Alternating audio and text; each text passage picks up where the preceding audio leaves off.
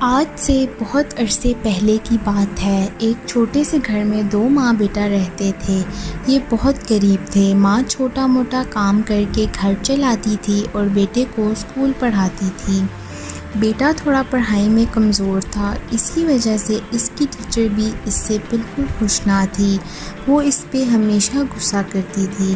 ایک دن اس کی ٹیچر نے تنگ آ کر اس کو ایک کاغذ پر کچھ لکھ کر دیا اور کہا کہ جاؤ یہ اپنی امی کو دکھانا۔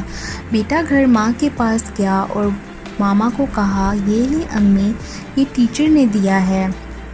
ماں یہ کاغذ کھول کے پڑھتی ہے اور رونے لگ جاتی ہے اور بہت روتی ہے۔ اس کے بعد اس کا بیٹا اس سے پوچھتا ہے، امی اس پر کیا لکھا ہے؟ تو امی آنسو صاف کر کے بولتی ہے، کچھ نہیں بیٹا، اس پہ لکھا ہے کہ تم بہت ہی ہونہار بچے ہو اور بہت ہی ذہین بچے ہو۔ تمہیں اب اسکول پڑھنے کی ضرورت نہیں، تم اب گھر میں ہی پڑھو۔ اس کا بیٹا سوچ میں پڑ جاتا ہے۔ پھر اس کی ماں اس کو گھر میں ہی پڑھاتی ہے اور خوب محنت کرتی ہے۔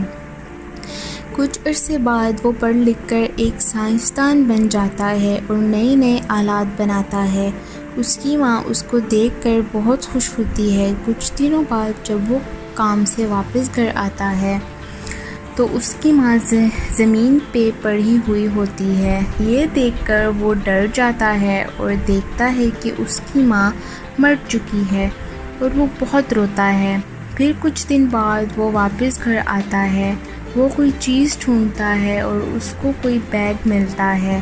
اس بیگ میں ایک کاغذ پڑا ہوتا ہے۔ وہ جب یہ کاغذ پڑھتا ہے تو اس پہ لکھا ہوتا ہے کہ آپ کا بیٹا بہت نالائق ہے، کچھ پڑھتا نہیں اور اس کی ہمارے اسکول میں کوئی جگہ نہیں۔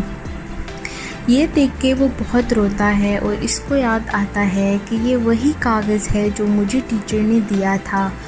اس کو اس کی ماں کی بہت یاد آتی ہے۔ اس سے یہ سبق ملتا ہے کہ محنت ضرور رنگ لاتی ہے۔